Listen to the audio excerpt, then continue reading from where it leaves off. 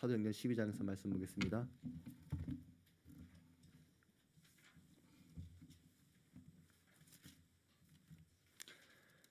사도행전 12장 1절부터 4절까지 있는 말씀입니다. 사도행전 12장 1절부터 4절입니다. 그때 헤롯 왕이 손을 들어 교회 중에서 몇 사람을 해하려 하여 요한의 형제 야고보를 칼로 죽이니 유대인들이 이 일을 기뻐하는 것을 보고 베드로도 잡으려 할세 때는 무교절이라. 잡음에 옥에 가두어 군인 넷씩인 내 패에 맡겨 지키고 6월절 후에 백성 앞에 끌어내고자 하더라. 아멘. 오늘 본문을 보면 헤롯 왕, 유대인, 그리고 야고보, 베드로가 등장을 합니다.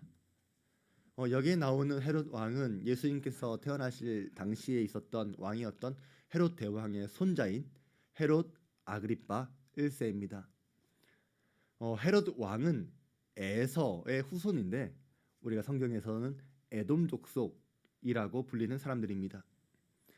에돔 족속은 자기들도 아브라함의 자손이라고 생각했지만 야곱의 후손이었던 유대인들 입장에서는 이방인이었습니다.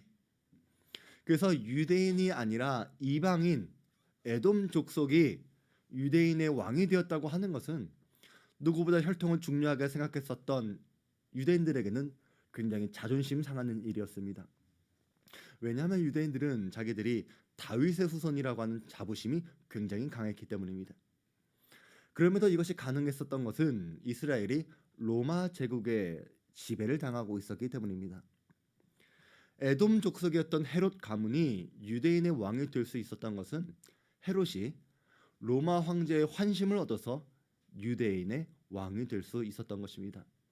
그러다 보니까 헤롯 왕은 로마 제국의 신임을 얻으려고 유대인들한테 혈세를 쥐어짜서 로마 제국에 상납을 했고 왕권에 도전하는 유대인들에 대해서는 굉장히 강하게 통치했었습니다. 예수님께서 태어나셨을 때 동방의 박사들로부터 유대인의 왕이 태어나셨다라고 하는 소리가 들리게 무섭게 2살 이하의 사내 아이를 다 무자비하게 죽인 것도 바로 이런 이유 때문입니다. 하지만 왕이 통치를 할 때는 채찍만 쓸 수는 없습니다. 당근도 줘야 합니다. 그래서 헤롯 왕은 유대인들의 환심을 사려고 애를 쓰기도 했습니다. 대표적인 예가 예루살렘 성전을 공사한 일입니다. 우리가 알고 있는 예루살렘 성전은 맨 처음에 솔로몬이 건축을 했습니다. 그래서 예루살렘 성전을 솔로몬 성전이라고 불렀습니다. 근데 솔로몬 성전은 나중에 바벨론에 의해서 폐허가 되어버립니다. 그리고 70년이 지난 다음에 페르시아가 패권을 잡은 다음에 유대인들을 고향으로 돌려보낸 다음에 다시 성전을 재건하기 시작했는데 이때 재건 공사를 주도했던 지도자 스룹바벨의 이름을 붙여서 스룹바벨 성전, 제2의 성전이라고 불렀습니다. 그리고 나서 500년이 지났는데 그러다 보니까 성전의 상태는 아주 좋지 않았습니다. 그래서 헤롯 왕은 대규모 성전을 공사하기 시작했습니다. 이것은 단순히 보수 공사를 하는 것이 아니라 대대적인 확장 공사였습니다. 이 공사가 얼마나 컸는지 무려 83년 동안 계속된 엄청난 대역사였습니다. 그래서 사람들은 이 성전을 헤롯 성전이라고 부른 것입니다. 그런데 헤롯 왕이 이런 엄청난 성전을 공사한 것은 하나님에 대한 신앙이나 경외심 때문이 아니라 오직 한 가지, 유대인들의 환심을 사서 자기의 권력을 공고히 하려고 성전을 재건한 것입니다. 헤롯은 언제나 자신의 권력, 자신의 안위를 위해 살았던 사람입니다. 오늘 성경에 나와 있는 시기를 보니까 무교절 기간에 있었다라고 말합니다. 무교절은 이스라엘 백성들이 애굽에서 노예 생활한 다음에 해방되었음을 기념하기 위해서 6월절이 시작되는 그 저녁부터 7일 동안 계속되는데 매년 이때가 되면 사람들은 6월절 제사를 드리기 위해서 모두 예루살렘으로 모여들었습니다. 그 수가 최소 100만 명이라고 하는 엄청난 숫자가 모이다 보니까 헤롯 왕은 매년 무교절이 될 때마다 밀란이 일어날까 봐 가장 두려워했습니다.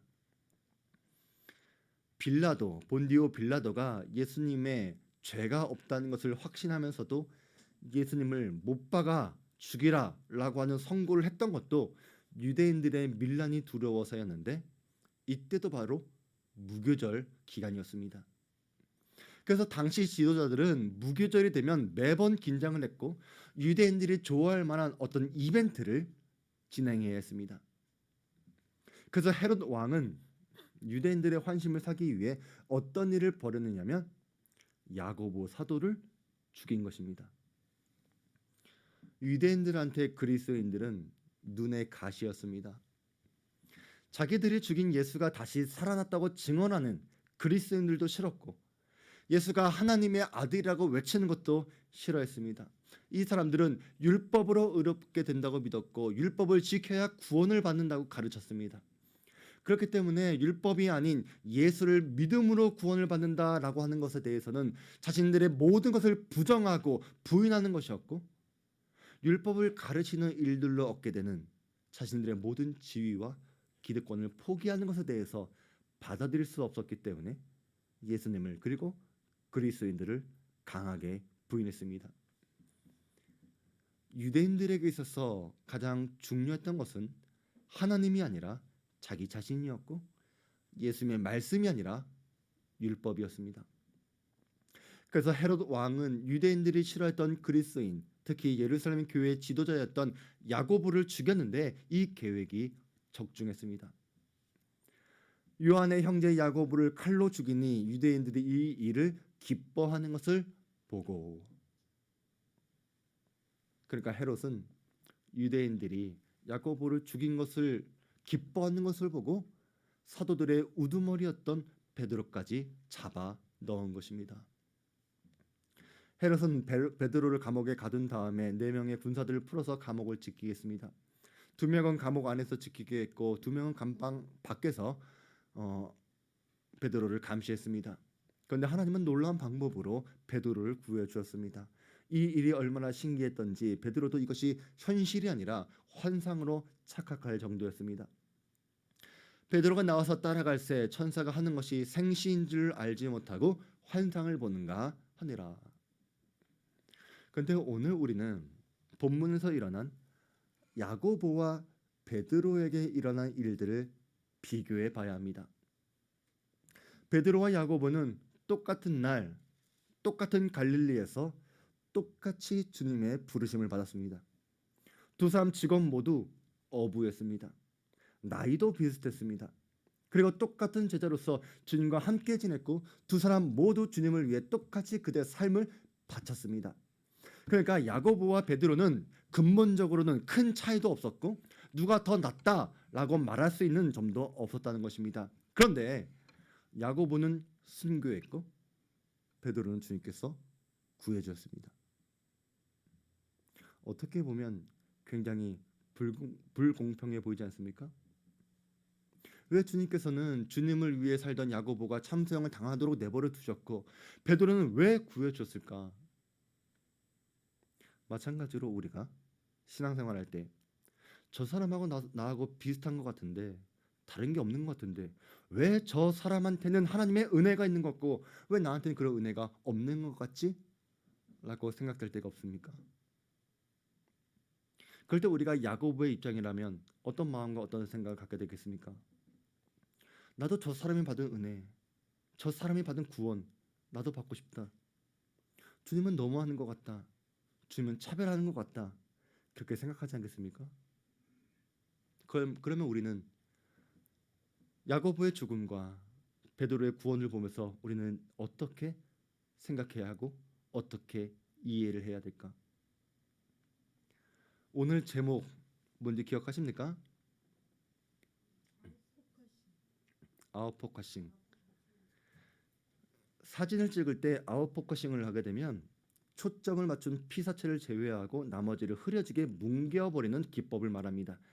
그래서 전체적으로 뚜렷하게 나오는 것이 아니라 초점을 맞춘 것만 뚜렷하게 나오고 나머지는 희미하게 보입니다. 오늘 우리는 야고보와 베드로에 대해서 아웃포커싱을 해서 봐야 합니다. 그 초점의 대상이 누구여야 하는가? 만약에 우리가 야고보와 베드로에게 초점을 맞추게 되면 주님이 흐리게 보일 것입니다. 남보다 의롭게 바르게 살려고 했는데 악한 사람의 자기 욕심 때문에 희생당했을 때 주님의 도우심이 보이지 않으니까 야고보 같은 사람이 더 불쌍해 보이는 것입니다. 그런데 우리가 초점을 주님께 맞춘다면 야고보와 베드로는 희미해져도 괜찮다는 것입니다. 왜냐하면 야고보와 베드로는 이미 주님께서 초점이 되시면 자신들은 희미한 배경으로 살다 죽어도 괜찮다라고 그것을 원했던 사람들이기 때문입니다. 야고보와 베드로는 부활하신 주님이 초점되시고 자기들의 배경이 될 수 있는 삶이라고 한다면 자신들의 삶과 죽음을 비참하게 억울하게 생각하지 않았습니다. 야고보가 불쌍하다라고 생각하는 것은 우리가 생각하는 것이지 야고보는 그렇게 생각하지 않았다는 것입니다. 야고보가 사도 중에서 가장 먼저 순교의 잔을 마실 수 있었던 것은 바로 부활하신 주님을 위한 것입니다. 베드로도 그렇습니다. 베드로는 감방 안에서 잠을 자고 있었습니다. 다음 날 참수형 당할지도 모르는데 겉옷과 신발, 허리띠까지 다 풀어놓고서 마치 안방에서 잠을 자는 것처럼 편안하게 잠을 자고 있었습니다. 베드로는 주님께서 밤중에 주님께서 나를 구원해 줄 것이다 이런 믿음 때문에 편안하게 잠을 잘 수 있었던 게 아닙니다. 그도 야고보처럼 내일이면 나도 죽겠구나 그것을 알고 있었지만 그것이 전혀 문제가 되지 않았다는 것입니다.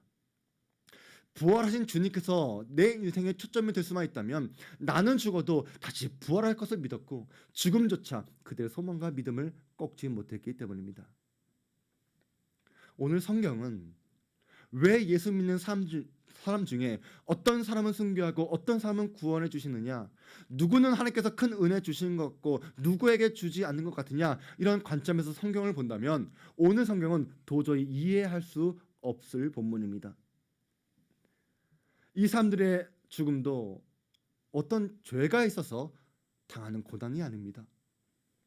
헤롯 왕 때문에 죽은 거지 이 사람들의 죄는 아니었습니다. 헤롯 왕은 자기가 주인공이 되고 싶었습니다. 적어도 이스라엘 안에서는 자기가 왕으로 남고 싶어 했습니다. 그렇기 때문에 이 사람의 초점은 자기 욕망이었고 자기 욕망에 초점을 두다 보니까 야고보와 베드로의 생명을 희미하게 생각한 것입니다. 유대인들도 그렇습니다. 자기들이 고집하고 있는 율법에 초점을 맞추다 보니까 예수님의 말씀, 예수님의 가르침이 보이지가 않는 것입니다. 자기들이 죽인 그리고 다시 살아나신 예수님의 부활도 보려고 하지도 않고 믿으려고도 하지 않았습니다. 그러나 야고보와 베드로는 자신한테 초점을 맞추는 것이 아니라 주님께 초점을 맞추는 삶이었기 때문에 또 스스로 자신의 삶을 희미하게 살아도 기뻐하고 만족할 수 있었던 것입니다. 마찬가지로 우리도 내 삶의 초점이 어디에 있는가 이것을 늘 점검해 봐야 합니다. 우리의 초점이 나 자신한테 맞춰져 있다면 주님이 보이지 않을 것입니다. 내 문제, 내 상황, 내 환경 이것만 보고 있으면 주님이 보이지 않는 것입니다. 하나님께서 나를 구원해 주시고 나를 인도해 주시고 하나님의 자녀 되게 하신 그 은혜조차 보이지가 않는 것입니다. 날마다 주님께서 우리를 인도하고 계신데도 우리는 그것을 알지 못합니다. 우리가 어디로 가야 하는지, 내 삶의 목적이 무엇인지 모르는 사람들은 주님께 포커스가 맞춰져 있지 않다 보니까 인생의 방황을 하는 것입니다. 나한테 초점이 맞춰져 있다 보니까 나한테 무엇인가 유익한 게 없을 때 우리는 유대인들처럼 주님을 부인하기도 하고 나한테 초점이 맞춰져 있다 보니까 헤롯 왕처럼 다른 사람을 이용하는데 거리낌이 없는 것입니다. 그러나 우리가 주님께 초점이 맞춰져 있다면 하나님께서 영광 받으신 것에 우리는 기뻐하고 감사할 수 있을 것입니다. 비록 내 삶이 흐린 것처럼 희미해져 보여도 우린 불안해하지 않을 수 있습니다. 무엇이 참된 것인지, 무엇이 참 생명인지, 무엇이 구원인지를 알고 있기 때문에 희미한 우리의 삶 가운데 참되신 하나님께서 우리를 책임져 주실 것이고 부활의 주님께서 우리의 죽음조차 생명으로 바꿔주실 것을 믿기 때문에 우리는 절대로 평안을 잃어버리지 않을 수 있는 것입니다. 그래서 인생에는 두 가지 초점의 길이 있습니다. 나냐, 주님이냐. 세상은 자꾸 우리의 시선을 하나님이 아닌 나 자신을 바라보게 만듭니다. 내가 무엇을 갖고 있는지, 나한테 어떤 능력이 있는지, 내가 이 세상의 주인공인지 그것을 자꾸 우리에게 강요하겠지만 우리가 세상처럼 그런 생각에 빠져 있다면 주님이 희미하게 보일 것입니다. 자신한테 초점이 맞춰져 있었던 헤롯 왕은 나중에 비참하게 죽습니다.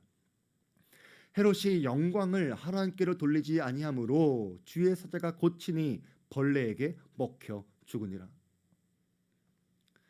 사람들의 칭찬과 영광을 당연하게 생각했던 헤롯은 그 영광을 하나님께로 돌리지 않고 자신에게 모든 것을 돌렸을 때 하나님은 그를 벌레에 먹혀서 죽게 만드셨습니다.